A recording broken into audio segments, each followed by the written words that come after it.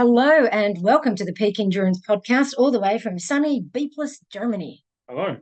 Oh, yeah. Or as they say in Germany, Hello. hello. No, they say hello. Anyway, yes.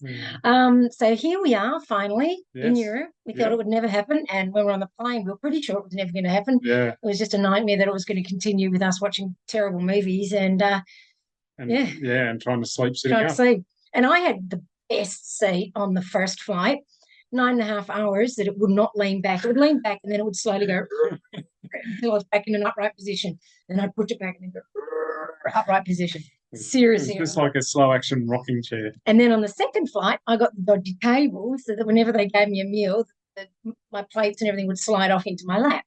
It was like concave. So it was very frustrating, but I managed to get over it. Yeah. Somehow. Yeah. I think you managed to get over it by sleeping. Yes.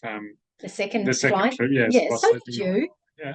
So did you. And we have got no jet lag. No. But I've always said that it is easier going here. It's harder coming back. Yeah.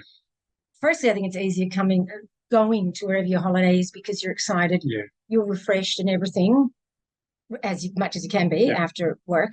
But on the way back, you're knackered from the holiday as well. That's right. And who wants to go home? And it's just, but it is harder, I believe, going to Australia than coming here for jet lag. So we have coped remarkably well. And why have we coped? We slept.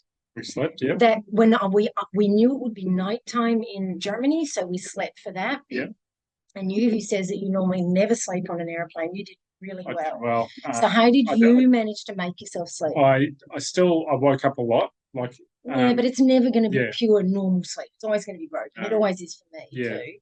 So, but I think because the first half, which was about 8.5 hours. No, it was 9.5. 9.5 hours into Bangkok. Yeah.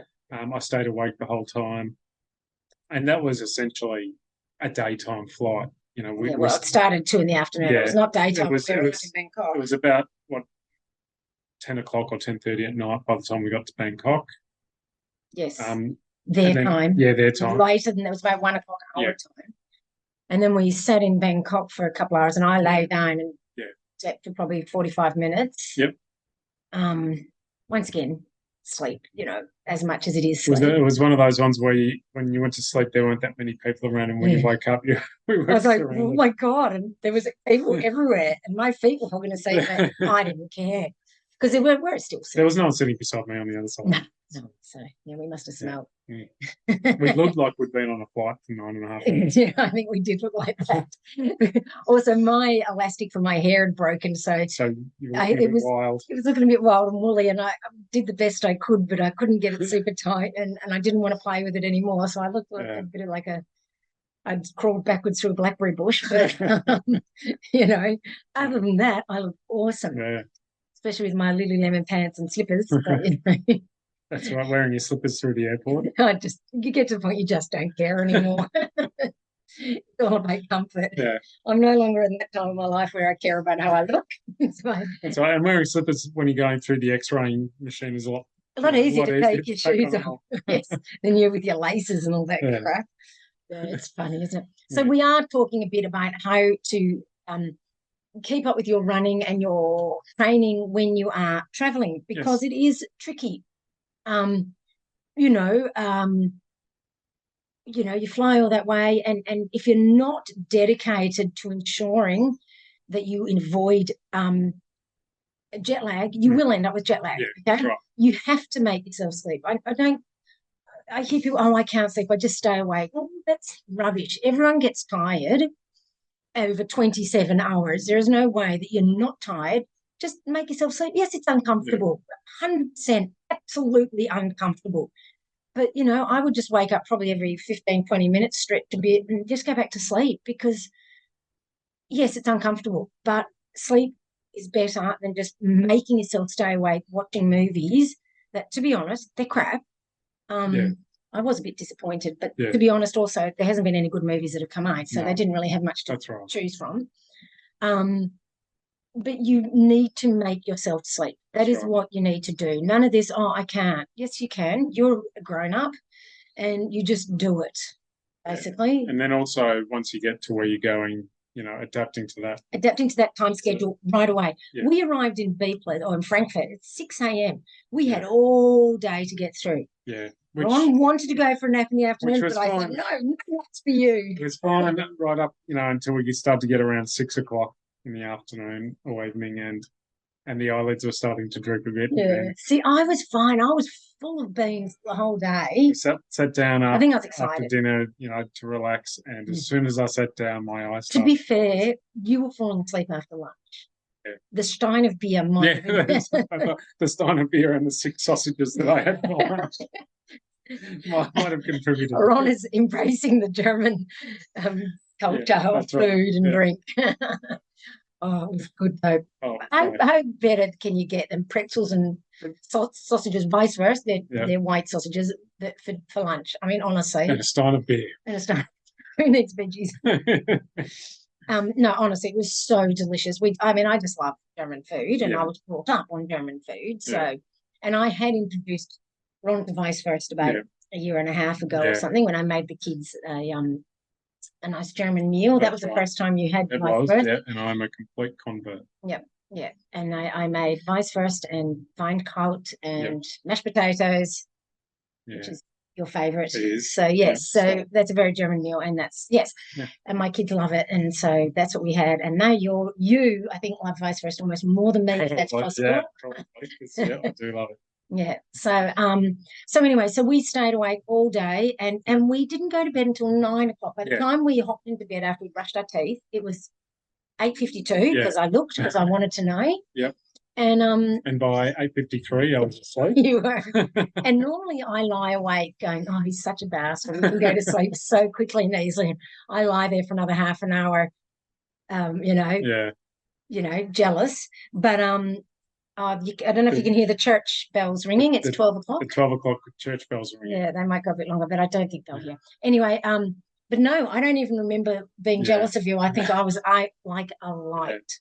And I woke up, other than turning over during the night and, waking up, I woke up at 4, just ding. I was like, I'm ready for the day. And I knew it wasn't proper morning yet because there was no light coming up, but I knew it must be early, and I guesstimated 4. I looked at my clock and it was 4. Yep. And then I lay there until 5 when I got super bored, and then I sat up and was chatting with clients, messaging clients and that sort of thing. And then you woke up. And then I woke up around 5. And it wasn't my fault. No. Yes, I got up like 10 to 5, and then you woke up. And and then we got the day started. We went for a run and went to the gym. Yeah, and that's another thing. Stick to your routines. Get your running. We didn't do a long run. We only did 11, 12 Ks. So that's not a huge time out of your day. Then we went to the gym, and we've joined Kieran Beeples for 2 weeks. Yep. But we intend to go in other, like when we're in Belgium, we'll go to the gym. And even if we just get in a workout every now and again, otherwise 6 weeks without any strength training, it's going to be hard when you go back. I remember because I have to be fair, when we were in Canada, we didn't. No, we didn't. And we should have. Yeah, because when we got back, it was horrible. We probably could have in Canada. We couldn't in America because we were. No, we were in a park. But yes. When we were in Canada, we probably could have. But we had. They were such full days of running, because it was always, 2-hour drive to get to the runs. That's right. And you run all day, then 2-hour drive back, and we were knackered. And all our runs were hilly runs, pretty much, for the most part. Yeah. And so we've joined gyms, and I believe I packed my booty bands, so they should be in there somewhere, so that if we can't, I can still do a little bit of core work, do something, because strength training really stops you getting injured, and it is so important. They've got to be able to hear those bells. The bells are getting louder and louder. So, dealing with traveling is not as difficult as it needs to be. And sure, we don't have little kids, but and you might be saying, well, it's all right for you, you don't have kids. Well, we've had kids. Yeah. We've had to cope with all of that too. And not only kids, but partners who didn't want us to run. So trying to fit that in around those two obstacles. Yeah. Not that children are obstacles, but we still love them. No, they are. They're obstacles. But yeah, it just means getting. And when you're, I guess it's a bit easy when you're in you're vacationing in a summer area where it's a bit lighter earlier, and you get up early, get your run done. Yeah, but in the morning, and then I've done holidays. Like the last time I went to Europe, I was with my daughter and she hated my running. She didn't, she would crack it. So I would get up super early in the dark and run, because I still remember one run that sticks in my mind was and also she wanted to spend the day touristing. It wasn't just that I'm just pandering to my daughter. Although she is scary. I remember running and coming up to the Eiffel Tower, and it was dark. I mean, and the lights were on, and it was just beautiful. And we go to Paris, and I want to do an early morning run in the dark just so you can experience that, because it was so amazing. Yeah.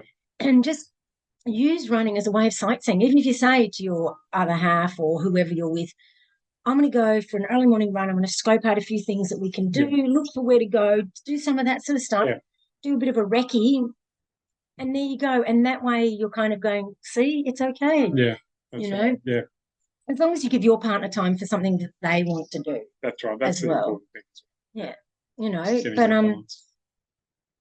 I don't think you can allow people to stop you from doing physical stuff that actually improves your well-being and means that you're going to be around here on this planet a bit longer. Like, how can that be a bad thing? That's right. And for most of us, running is essential for our mental health. So no one should take that away from you.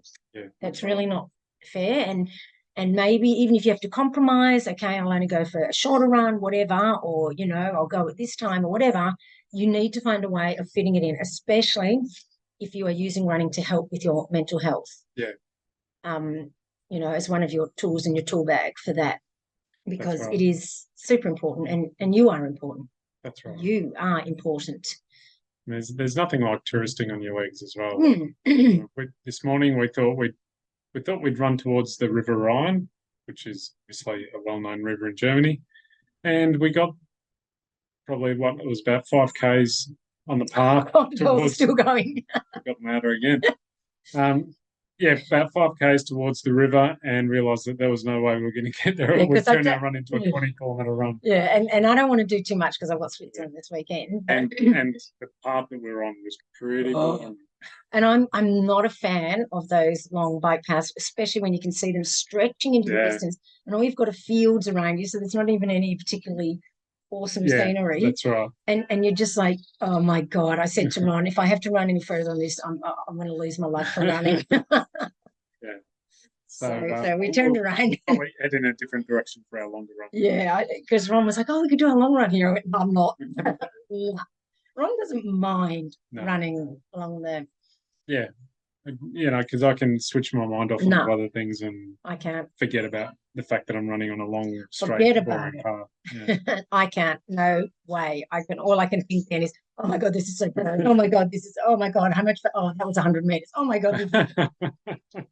It's almost worse than a treadmill, because at least on a treadmill I can watch a movie or something. Yeah, whereas I'm going, oh, look, there's a bird. Oh my God. Yes, good. Oh, slug. Oh, look at that slug. To be fair, I was the one that stopped us when we saw a slug. And there was something else I saw that I stopped us for. What was that? I don't know. What's that? I don't know. Yeah.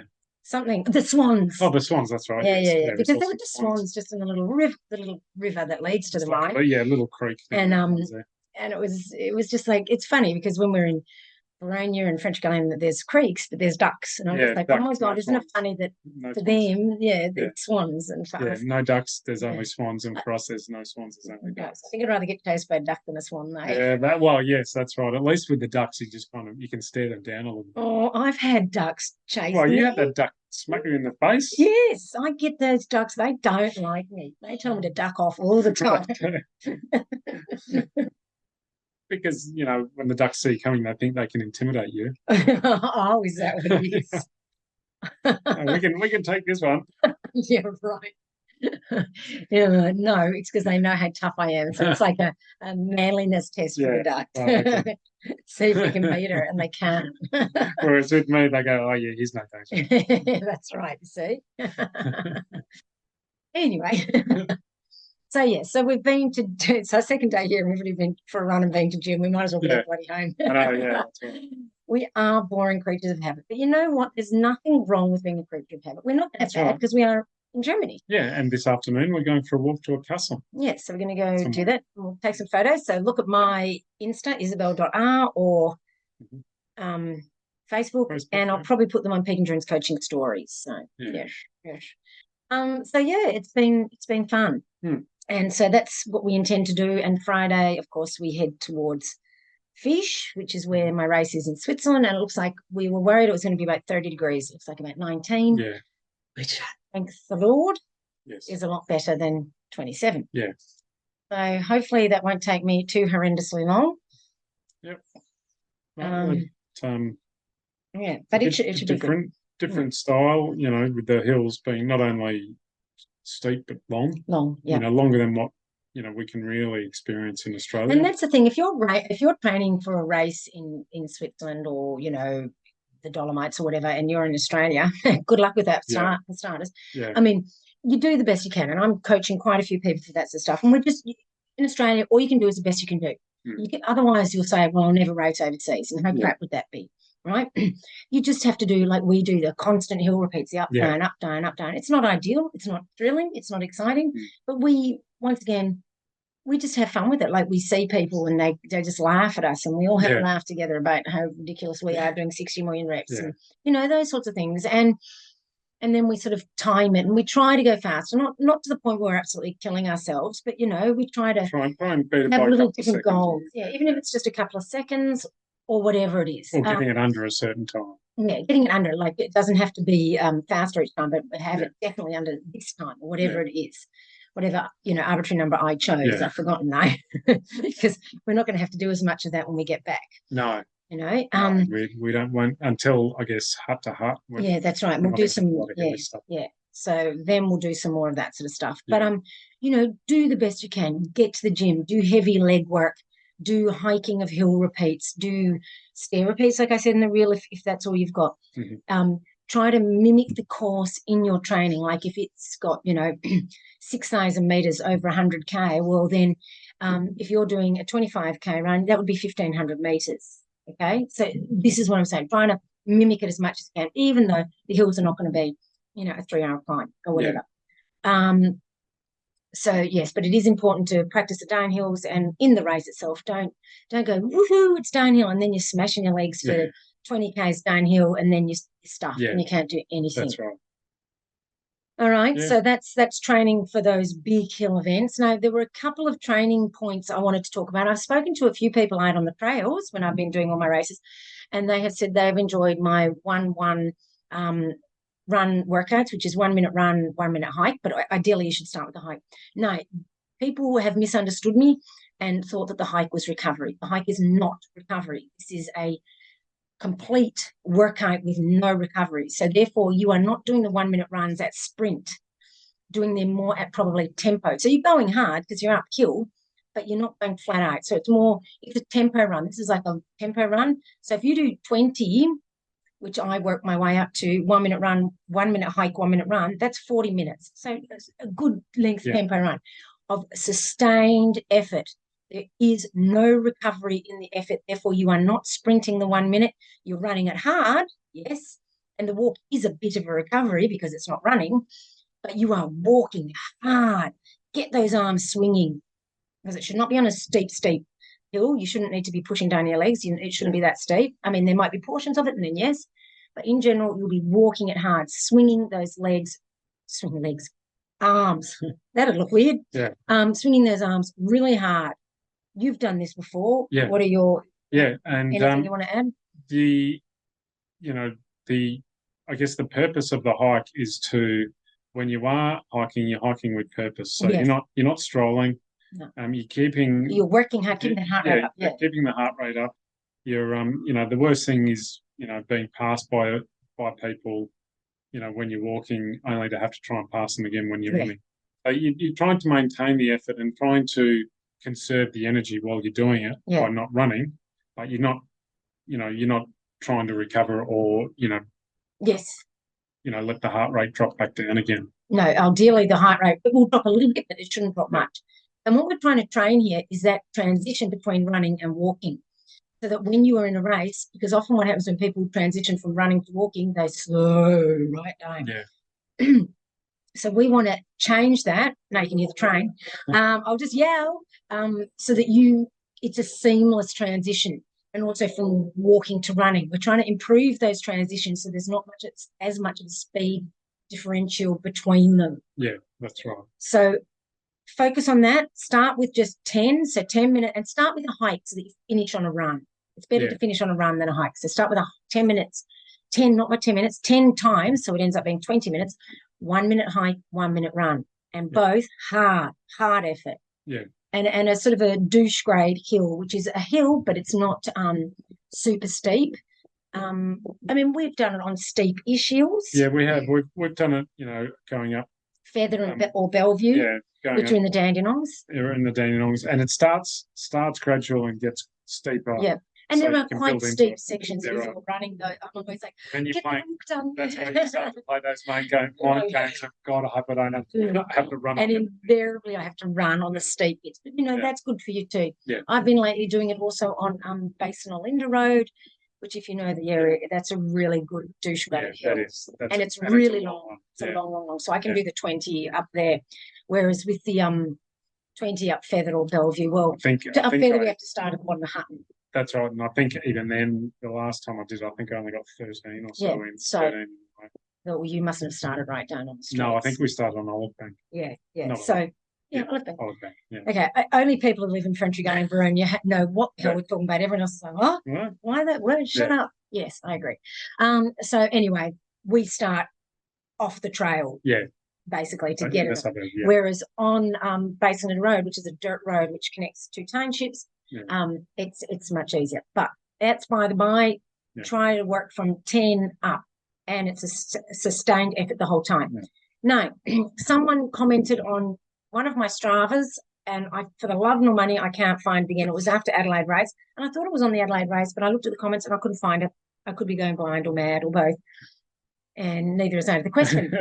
But what they asked was, how did I run down the hill bits which had these concrete squares, and they're just like all these squares put together.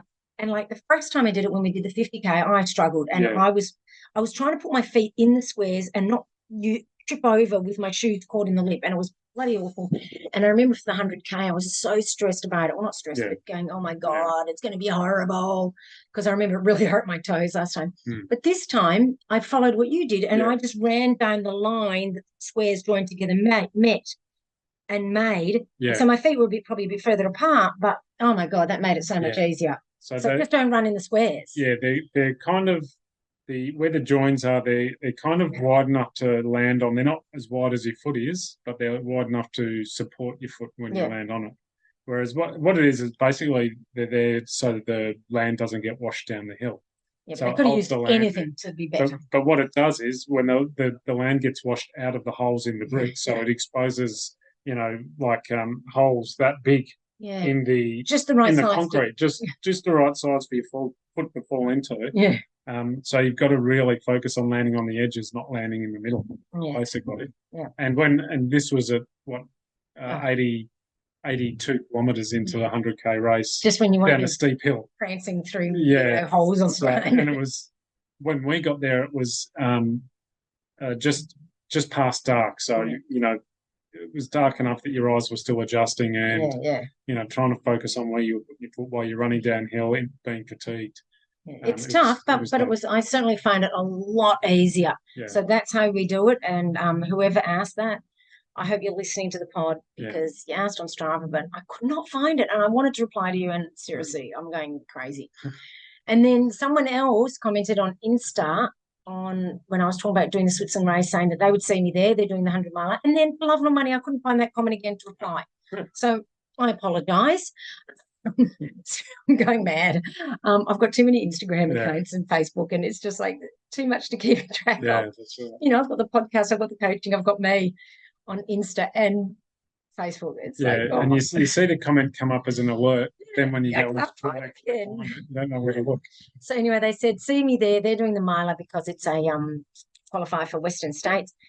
And yes, see you there, hopefully, but I doubt it because you'll be in the miler. So. Yeah. I don't know when they start. You'll be, I think, kicking off the day before. The motor They is start on the Friday. Yeah, I think so. I really have no clue because all I care about is 100. Yeah. But yes. So good luck. Yeah. And have an awesome race. And God, I hope the bridges aren't as scary. I'm going to keep going on about those bridges. We saw some videos. There's actually we thought there was with only children one. crossing them, and like we thought there was only one of those bridges, but when we actually looked, you got an email. Yeah, well, no, I looked on the website. Who knew that would help? And there's actually two of those bridges. Oh my God! They do look stable. I know, and I keep saying Swiss engineering. That's right. That's right. If the Swiss engineering can't. And there were children with their families going across, and I'm like, if they can do it, surely I can. So, I'm sure it'll be perfectly fine. I'm sure. And next week's podcast, I'll be going, oh, it was nothing. I'm so brave. That's right. But right now, I'm not. Yeah. But I'm looking forward to running alongside the glacier and climbing the mountains and climbing down them. Yeah. So, yes, we'll see how it all goes. It's all a bit of fun. That's right. At least the one good thing about it is, back in the day when I used to come to Europe, it was because I was racing either to represent Australia or to, for a big race for me. And it was always very stressful, especially when you're representing Australia, actually officially representing Australia in the World Championships. It's quite nerve-wracking and stressful. I mean, I always, did okay, but in the few days before I would get quite nervous, whereas now it's like, I'm nervous, but only because I know it's going to hurt, not because I'm worried about my results. Yeah. So, that's okay. And hurting is okay. And it ends. And ultimately, if you're going to hurt, the Swiss Alps is the place to hurt. Yeah, exactly. Exactly. Yeah. Yes. All right. Well, what we're going to do now is go and have some more coffee because you can never have enough. And some lunch, I think. Oh, soonish. Yeah. Yes. So that's the plan. And then we're going to go out to the castle. And it should be a nice day. So anyway, thanks for joining us for this shorter podcast. If you've got any questions, let us know and we'll talk about them next week. Yeah. Especially about any of the workouts that I might have talked about. If it's not clear, let me know and I will clarify like we did today. Yep. And have a great rest of your week, everybody. Yeah. Goodbye from Germany. Auf Wiedersehen. Yeah, goodbye.